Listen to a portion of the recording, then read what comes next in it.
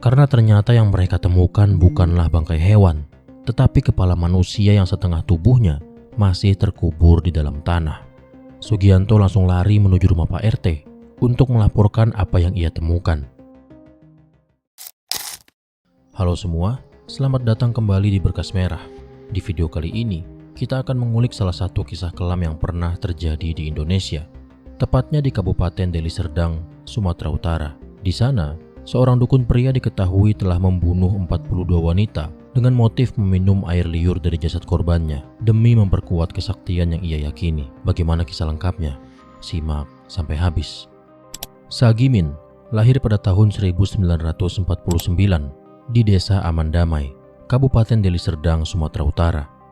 Ayahnya berprofesi sebagai dukun kampung yang sangat dihormati di kampungnya.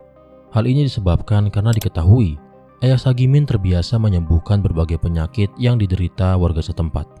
Sejak kecil, Sagimin sudah terkena doktrin oleh ayahnya dengan narasi menjadi dukun kampung adalah pekerjaan yang sangat mulia karena bisa membantu masyarakat yang sakit namun tidak punya uang untuk ke dokter.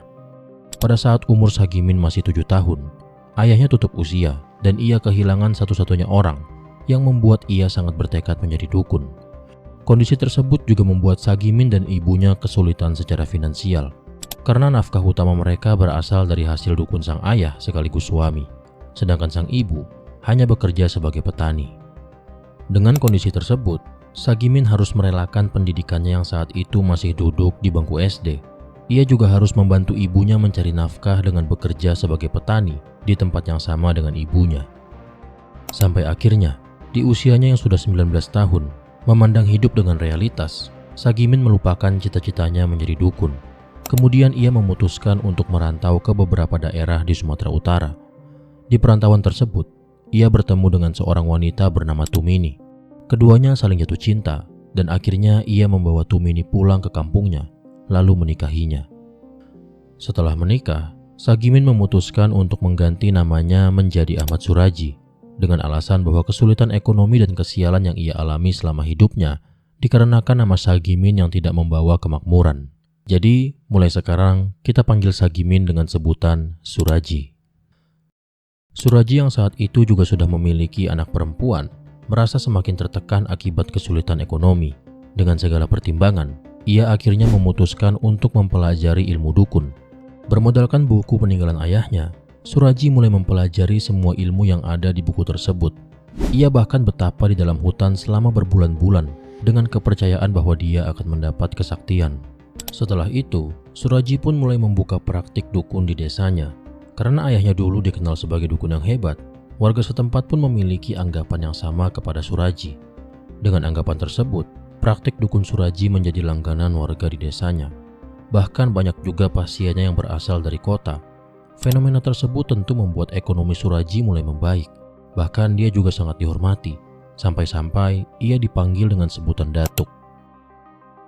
Pada saat itu, di tahun 90-an, Suraji sudah memiliki 4 orang anak perempuan dari Tumini. Sedangkan ia sangat menginginkan anak laki-laki, karena dianggap sebagai tanda pembawa keberuntungan. Dengan alasan tersebut, bahkan Suraji rela menikahi adik perempuan istrinya yang bernama Tumina. Tapi dengan pernikahan tersebut, Suraji tetap tidak mendapatkan anak laki-laki. Karena belum dapat apa yang ia inginkan, dia pun menikahi lagi adik kandung dari kedua istrinya atau adik terakhir dari Tumini yang bernama Ngatiah. Namun, lagi dan lagi, ia tetap tidak bisa mendapatkan anak laki-laki. Tentu ibunya Suraji gak pernah setuju dengan 3 pernikahan tersebut. Maka dari itu, Suraji mengusir ibunya dari rumah. Pada tahun 1986, Suraji mimpi bertemu dengan almarhum ayahnya. Menurut pengakuan Suraji, di mimpi tersebut ayahnya berpesan kalau Suraji harus meminum 42 air liur wanita yang sudah meninggal jika kesaktiannya ingin bertambah. Dari situlah Suraji selalu mencari dan menunggu kabar wanita yang meninggal di sekitar tempat tinggalnya. Tapi karena Suraji yang saat itu udah gak sabar, dia akhirnya berpikir, kenapa nggak dia aja yang membuat wanita-wanita itu meninggal? Hal ini juga didukung karena pada saat itu pasien-pasiennya kebanyakan para wanita. Korban pertamanya bernama Tukiem yang tinggal di desa yang sama dengan Suraji. Awalnya, Tukiem meminta Suraji untuk melancarkan usaha yang sedang ia jalani Namun, Suraji meminta Tukiyem untuk melakukan ritual khusus yang hanya bisa dilakukan di tengah malam, dengan syarat tidak boleh ada siapapun yang mengetahui ritual tersebut. Malam harinya, Tukiyem menemui Suraji lagi. Lalu ia pun diajak Suraji pergi ke perkebunan tebu yang ada di sana. Ternyata, Suraji sudah menyiapkan sebuah lubang galian dengan alasan ritualnya mengharuskan Tukiyem mengubur setengah badannya. Setelah itu, Suraji langsung melakukan aksinya. Dia mencekik Tukiyem sampai kehilangan nyawa, lalu menghisap mulutnya untuk meminum air liurnya. Setelah melakukan aksinya, Suraji langsung mengubur seluruh tubuh Tukiyem di tempat yang sama. Keesokan harinya, orang tua Tukiyem mencari Tukiyem ke seluruh tempat, tapi tetap tidak ditemukan. Karena memang syarat ritual yang dilakukan Tukiyem sifatnya rahasia. Setelah mendapatkan korban pertamanya, Suraji merasa strategi yang ia terapkan untuk ritualnya berjalan dengan lancar. Sampai akhirnya, dalam kurun waktu 10 tahun, dari 1987 sampai 1997, Suraji sudah berhasil meminum 42 air liur wanita yang sudah meninggal. Dengan kata lain, ia sudah membunuh 42 wanita di tempat yang sama dengan korban pertamanya, Tukiyem. Dengan adanya hal tersebut, tentu membuat suasana desa sangat mencekam. Banyak para laki-laki yang melapor kalau istri mereka menghilang tanpa jejak dan tidak pernah kembali. Tapi walaupun begitu, Suraji yang sudah terobsesi dengan kesaktian, dia tetap melakukan aksinya tanpa pernah merasa takut dan bersalah. Pada tahun 1997, seorang wanita bernama Sri Kemaladewi mendatangi Suraji dengan harapan dapat mewujudkan keinginannya melalui kesaktian yang dimiliki pria tersebut. Seperti korban-korban sebelumnya, Sri diminta menjalani ritual yang diklaim harus dilakukan secara rahasia dan pada malam hari. Namun nahas, nasib Sri berakhir sama seperti para korban lainnya. Ia dieksekusi di sebuah kebun tebu, lalu jasadnya dikuburkan di lokasi tersebut untuk menghilangkan jejak kejahatan Suraji. 4 hari kemudian, seorang anak secara tidak sengaja melewati ladang tebu tempat di mana Suraji mengubur para korbannya. Anak tersebut mencium bau yang sangat busuk, yang awalnya ia mengira itu adalah bangkai hewan yang sudah membusuk. Tapi karena merasa janggal, anak itu langsung pulang dan melapor ke pamannya yang bernama Sugianto. Setibanya di ladang tersebut, mereka langsung menggali tanah yang terlihat seperti gundukan, dan disitulah mereka dibuat sangat terkejut. Karena ternyata yang mereka temukan bukanlah bangkai hewan, tetapi kepala manusia yang setengah tubuhnya masih terkubur di dalam tanah. Sugianto langsung lari menuju rumah Pak RT untuk melaporkan apa yang ia temukan, yang akhirnya laporan tersebut diteruskan ke pihak kepolisian untuk diselidiki lebih lanjut. Polisi langsung menuju ke TKP, disusul dengan warga yang juga pada saat itu sangat heboh sekaligus terkejut. Di sana, mereka menggali tanah lebih dalam, sampai akhirnya jasad Sri yang saat itu sudah membusuk bisa dievakuasi. Mendengar kabar tersebut, orang tua Sri tentu sangat terpukul. Pasalnya, saat itu Sri hanya pamit untuk menginap di rumah temannya. Hal ini dikarenakan ritual yang dijanjikan Suraji harus dilakukan secara rahasia. Bahkan, ketika berangkat ke rumah Suraji menggunakan becak, Sri sempat berpesan kepada tukang becak agar tidak memberitahu siapapun tentang tujuannya.